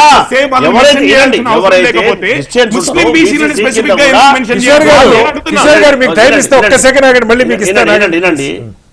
భారతీయ జనతా పార్టీ మీకు ఇస్తాను ఆగండి. జనతా పార్టీ ఏం చేస్తా అంటే ఎప్పుడు కూడా సెన్సిటివ్ విషయాలను టచ్ చేసి భావోద్వేగాలు రెచ్చగొట్టి రాజకీయం చేసే పార్టీ భారతీయ జనతా పార్టీ. అది వాస్తవమా కాదా? అది మనం వాస్తవాన్ని గొంతు చించుకున్నట్ట మాత్రాన మనమేం చేయం కిషోర్ అన్న. మనమేం వాస్తవాన్ని దాగేది కాదు కదా. వాస్తవాన్ని అయితే ఈ సమాజం తెలుసుకుంటది కదా. వాస్తవాన్ని సరే వాళ్ళు దేశంలో సెన్సర్ చేయరు. బీసీ దేశవ్యాప్తంగా మంత్రి శాఖ గురించి అడుగుతా ఉన్నారు. ఆయన చెవిటల శంఖం ఉందంటూ వాళ్ళకి వినిపించదు, వాళ్ళు చేయదు. స్వయంగా బీసీ రాష్ట్ర అధ్యక్షులు ఉంటే ఆయన తీసేసి ఎవరిని పెట్టినో వారికి కూడా బాగా తెలుసు. వాళ్ళు బీసీల గురించి మాట్లాడతారు. ఎంతవరకు సమంజసం వాళ్ళు పరిచయం చేసుకోవాలి. ఒక ప్రశ్న వేశారు. మేమేం చెప్తున్నామంటే మేము ఖచ్చితంగా చట్టం చేయడానికి శాయశక్తుల ప్రజాప్రభుత్వం ప్రయత్నం చేస్తా ఉంది. ఏదన్నా కారణాల చేత భారతీయ జనతా పార్టీకి సూడు డిమాండ్ చేస్తా ఉన్నాం. మేము స్థానిక సంస్థలో 42% మేము మా పార్టీలో మేము అవకాశం కల్పిస్తాం. మీ భారతీయ జనతా పార్టీకి చెప్పండి, హెచ్ఎంటీవీ సాక్షిగా మా స్వయంగా ముఖ్యమంత్రి చెప్పారు. ఇక్కడే పెద్ద మతలబు ఉంది అయ్యో, సార్. మీరు చేసి చూపించండి. ఇక్కడే పెద్ద మతలబు ఉంది సార్. మంత్రులు ఉన్నారు, వాళ్ళు ఇచ్చిన అన్ని ఒకే స్థానాలు ఇవ్వరు. ఓసీలను తగ్గించి చూపించండి. లోకల్ బాడీస్ లో మాట్లాడడం కాదు, మేము చేసి ఇచ్చినటువంటి చూపించండి. ఏదైతే హామీ ఉందో గౌరవ ముఖ్యమంత్రి గారు అసెంబ్లీ సాక్షిగా చెప్పారు. ఎందుకు ఏమని మోస్తారు మీరు? భారతీయ ఎందుకు జనతా పార్టీ కిషోర్ గారు మీరు చాలా సీనియర్ సార్. సాక్షిగా చెప్పిందే ఈ రోజు కంటిన్యూగా మీరు మాట్లాడుతూనే ఉన్నారు కిషోర్ గారు. లెటర్ గవర్నర్ కిషోర్ గారు దిస్ ఇస్ నాట్ ఫెయిర్. ఈ రోజుకి ఈ రోజు కిషోర్ గారు దిస్ ఇస్ నాట్ ఫెయిర్. మీరు ఎవరిని మాట్లాడినట్లా వారు మాట్లాడినప్పుడు నేను సార్, నాకు ఒక స్వయంగా అవకాశం ఇవ్వాలి సార్. ఇస్తారు. ఏం మాట్లాడాలని వినండి. సార్, నలుగురు ఒకేసారి మాట్లాడాలి. ఒక అవకాశం ఇవ్వండి. నేను మాట్లాడితే ఇస్తారు, నాకు ఒక్క సెకండ్. క్వశ్చన్ల మీద ఒక్క క్వశ్చన్ సెకండ్ వేస్తారు. సార్, ఒక్క సెకండ్ సార్. కైండ్లీ ఒకసారి కిషోర్ గారు ఇక్కడ మీరు రైజ్ చేసిన దానికి ఆయన ఒక ఆన్సర్ చెప్పారు. ఇప్పుడు దళితుల్లో ఎవరున్నా వాళ్ళు ఎస్సీ కిందకు వస్తారు. క్రిస్టియన్స్ లో ఒకవేళ వెనకబడిన కులాలు ఉన్నా వాళ్ళు కన్వర్టెడ్ క్రిస్టియన్స్ కింద బీసీల నుంచి మారుంటే బీసీసీ. అయితే జగన్మోహన్ రెడ్డి గారు కూడా బీసీ అయినా సార్? నాకేం తెలుసు జగన్మోహన్ సార్? రెడ్డి ఆయన ఏ గారు క్యాస్ట్ కూడా మీకే తెలవాలి, మాకే తెలుసు, మీ పాత మిత్రుడు కాబట్టి. ఇప్పుడు కాదు, మా ఉన్న పాత మిత్రులు మిత్రులు ఏమని నేను ఈ రోజు చెప్తున్నారు? క్రిస్టియానిటీ తీసుకుంటే ముస్లింల్లో ఆటోమేటిక్ గా వాళ్ళు అప్లై చేసుకునే కొత్త రూలా? certificate బట్టి, caste బట్టి, ఒక్కసారి certificate సార్ బట్టి. శ్రీనివాస్ గారు ఒకసారి క్విక్ చెప్పండి. శ్రీనివాస్ గారు ఎస్సీలు ఉండరా? క్రిస్టియన్స్ లో ఇస్తారు, బీసీలు మళ్ళీ ఉండరా? ఇస్తారు, మళ్ళీ ఇస్తారు, ఒక్క సెకండ్. జాతుల నుంచి క్రిస్టియన్స్ అయిన వారు ఉండరా? నాకు ఒక అవకాశం ఇవ్వాలి మాట్లాడుతున్నారు సార్. సార్ కాంగ్రెస్ అందుకే మీరు ప్రతినిధి. చేయండి సార్. మీరు చేసి అన్ని చేయండి కిషోర్ గారు. ఎవరు బీసీ వద్దన్నారు? అది కాదు, ముస్లింలదేమో అరే స్పెసిఫిక్ మీరు చేయండి, మొత్తం చేయండి సార్ కిషోర్ గారు. దేశంతో చేయండి. అనుముల రేవంత్ రెడ్డి గారు సంతకం పెట్టిన పత్రము కింద దానిలో ఉంది, అసెంబ్లీలో దానిలో ఉంది, చాలా పత్రము, కింద దాన్ని చూడండి. కాదు సార్, కిషోర్ గారు ఎందుకు ఈ ఆర్గ్యుమెంట్? మీరు దేశంలో అధికారులు ఉన్నారు, ఈ క్రిస్టియన్స్ లో ఉండి చేయండి ఎవరు అన్నారు? ఒకసారి శ్రీనివాస్ యాదవ్ గారు. అది కాదు సార్, ఎస్సీ ఎస్టీ బీసీ అని చెప్పి పెట్టి సార్, నాకు ఒక అవకాశం ఇవ్వండి. ముస్లిం మైనారిటీలు మళ్ళీ అని చెప్పి సపరేట్ గా Right, BC okay, అని చెప్పి శ్రీనివాస్ యాదవ్ గారు చెప్పండి. ఇప్పుడు ఓసీలకు అట్లాగే పెట్టారు. శ్రీనివాస్ గారు చెప్పండి. క్రిస్టియన్లు కనపడలేదా శ్రీనివాస్ అని గారు అడుగుతున్నాను. చెప్పండి. శ్రీనివాస్ గారు చెప్పండి. ఒకటే Quick గా. పోరెడ్డి కిషోర్ రెడ్డి అన్న గానీ గౌరీ సతీష్ అన్న గానీ ఒకటే అప్పీల్ చేస్తున్నాం ప్రతిపక్షంలో ఉండి. అంటే వాళ్ళు అంటే పార్టీ రిప్రజెంటేటివ్ గా మాట్లాడే ప్రయత్నం చేస్తే ఆర్గ్యుమెంట్ లో గెలుస్తాం. ఎవరికి అది వాళ్ళ కాదు. ఆలోచన గెలుస్తాం. అది కాదు ఇప్పుడు చర్చ. కిషోర్ గారు కొంచెం అన్న, ఆగండి ఒక్క సార్, నిమిషం. ప్లీజ్. అన్న ఒక్క నిమిషం. మీరు ఈ దేశంలో బీసీ బిడ్డను ప్రధానమంత్రి చేసిందని చెప్తున్నారు. అవును. మీరు ఆ రాజ్నాథ్ గారు సెన్సస్ చేస్తారని చెప్పిండ్రు. మీరు ఇప్పుడు అధికారికంగా అన్న మేము ఈ దేశంలో కులగణన చేస్తాము, 6 దశాబ్దాలు కాంగ్రెస్ చేయలేదు అని చెప్పండి. ఎవరు Right, sir. చెప్పాలి? మీ అన్న పార్టీ కాదు, ఇదే పార్టీ కాదు, గవర్నమెంట్ చెప్పాలి. Right, right, sir. అది జరిగే పని కాదు. అవుతాం సార్, ఒకసారి. సార్, టైం అయిపోయింది. శ్రీనివాస్ గారు మన్నించాలి. Yes, రాజ్నాథ్ సింగ్ గారి స్టేట్మెంట్ నా ముందు లేదు, కానీ వారు పార్లమెంట్ శ్రీనివాస్ గారు చెప్పండి. ఇప్పుడు మాకు అవకాశాలు తక్కువ వస్తాయి. దయచేసి క్విక్ గా చెప్పండి, క్విక్ గా చెప్పండి. ఏమంటున్నారు Half second. ఏది చేసినప్పుడు కూడా Half రాష్ట్ర minute. ప్రభుత్వం కానీ కేంద్ర ప్రభుత్వం కానీ ప్రజలకు ఉపయోగపడేటటువంటి విధంగా వాళ్ళ విధానాలు ఉండాల్సి ఉంటుంది. Okay. ఇవాళ వీళ్ళు మాట్లాడుతుంది పార్టీలను మోస్తున్నారు కానీ ప్రజలకు ఏం అవసరమైనటువంటి విషయాన్ని మాత్రం సమర్థించలేకపోవడం మీ demand- బాధాకరం. నేను చెప్తున్నాను సార్, తప్పకుండా ఇరువురికి కూడా రాష్ట్ర ప్రభుత్వానికి కేంద్ర ప్రభుత్వానికి ప్రజలకు ఉపకరించేటటువంటి విధంగా విధానాలు కొనసాగించాలి. Right, okay. ఇక్కడ ఏంటంటే కాంగ్రెస్ పార్టీ ఒక అడుగు ముందుకేసి చేసింది. Okay. బీజేపీ పార్టీ కూడా మీ చిత్తశుద్ధిని Okay. మీరు దేశవ్యాప్త కులగణన చేసి మీరు ఒప్పుకున్న విధంగా చేసింది అప్పుడు మీరు డిమాండ్ చేయొచ్చు. Right sir. అంతేగాని మీరు చేయకుండా చేస్తే సతీష్ మాత్రం గారు లాస్ట్ లో problem. కంక్లూడ్ చేయండి. మీరు ముస్లింలకి సంబంధించి ముస్లింలు బీసీ అని పెట్టారని ఆయన అడిగారు. అలాగే క్రిస్టియన్స్ లో కూడా ఉంటారేమో కదా, వాళ్ళని కులాల వారీగా ఉండేవాళ్ళు దాన్ని ఎందుకు పెట్టలేదని అన్నారు. అది ఒక్క పాయింట్ చెప్పండి. బీసీలలో దూదేకులా అని ఉంటారు గ్రామాలలో ముస్లిమ్స్, వాళ్ళు బీసీ కింద వస్తారు. అది కావాలంటే సర్టిఫికేట్ చూసుకుని ఉంది, తెలుసు. వారు అడ్వకేట్ తెలుసుకుంటే మంచిది. అది అది తెలుసుకోకుండా మారితే మనం ఏం చేయలేము. సో ఖచ్చితంగా క్రిస్టియన్ మైనార్టీలు కూడా ఎవరైతే కన్వర్టెడ్ క్రిస్టియన్ బీసీసీ సర్టిఫికేట్లు ఇస్తారు. నేను ఒక ఇన్స్టిట్యూట్ నడుపుతా కాబట్టి కొత్తూరు అనే మండల్లో ఖచ్చితంగా ఆ ఊర్లో బీసీసీ సర్టిఫికేట్ ఇచ్చినటువంటి దాఖలాలు కదా. సో అవన్నీ కూడా క్రోడీకరించి ఇంకా అయినప్పటికీ కూడా ఎక్కడన్నా అలాంటి గ్యాప్స్ ఉంటే ఖచ్చితంగా దాన్ని స్వీకరించాలని ప్రభుత్వం ప్రయత్నం చేస్తామని చెప్పి కూడా సభాసాక్షికి చెప్పడం జరిగింది కదా. మీకు చేతనైతే అది సాయం చేయకుండా ఆ ప్రజలకు ఏం కావాలో అది చేసి చెప్పే ప్రయత్నం చేయకుండా బట్టగాల్చి మీదేసే ప్రయత్నం చేయకూడదు అనేది కాంగ్రెస్ పార్టీ ప్రజాప్రభుత్వం తరఫున అప్పీల్ చేస్తా ఉన్నాం. మొత్తంగా ఏదేమైనా సరే మొట్టమొదటిసారిగా తెలంగాణ రాష్ట్రంలో అధికారికంగా ఒక ప్రభుత్వం కులగణన సమాచారాన్ని బయటపెట్టింది. అయితే దాని మీద కొంతమందికి అభ్యంతరాలు ఉన్నాయి, సరిపడా బీసీల జనాభాను చూపించలేదు. బట్ ఒక డేటా అయితే ఇప్పుడు ప్రభుత్వం దగ్గర ఉన్నది, సమాజం ముందున్నది. అయితే దీన్ని కేవలం రిజర్వేషన్లకు ఉపయోగించుకోవడానికి ఉన్న అడ్డంకులు ఏమైనా ఉన్నాయా, దాన్ని ఏ రకంగా అధిగమిస్తారు, దీనిలో కేంద్ర ప్రభుత్వం నిజంగా బీసీల పట్ల ఒక స్పష్టత ఉంటే, అవగాహన ఉంటే ఏ రకంగా బెటర్ రిజర్వేషన్స్ రావడానికి సహకరించవచ్చు, షెడ్యూల్ లైన్లో చేర్చడానికి ఏ మేరకు అవకాశాలు ఉన్నాయి, ఇంత సైంటిఫిక్ డేటా ఉన్నప్పటికీ అన్నది ప్రశ్నార్థకు ఏ రకంగా ముందుకెళ్తారో చూడాలి. చర్చలో పాల్గొన్న గౌరీ సతీష్ గారికి, దాస్ సురేష్ గారికి, గోసుల శ్రీనివాస్ యాదవ్ గారికి, కిషోర్ పోరెడ్డి గారికి ధన్యవాదాలు. ఇది వాళ్ళ బిగ్ డిబేట్. రేపు మరోస్తే మళ్ళీ కలుద్దాం. అందరూ నమస్కారం. సెలవు.